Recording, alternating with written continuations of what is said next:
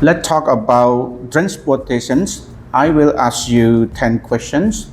Please answer in full sentences. Are you ready? Yeah. Let's begin. How do you go to school? I go to school by motorbike. Do you ride a motorbike? Yes, I ride a motorbike every day.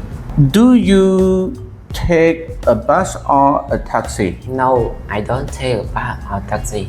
Do you riding a bicycle? Yes, I do riding bicycle in evening. How long does it take to school? It's 10 minutes to school. Is traffic bad in your city? Yes, traffic is very bad. Do you wear a helmet when you ride? Yes, I always wear. Do you travel far every day? No, traffic is very short. What transportation do you like best? I ride motorbike because they are fast. Do you want to try a car in the future? Yes, I drive a car one day. Well done, you spoke clearly about transport stations. Keep practicing every day. Thank you, teacher.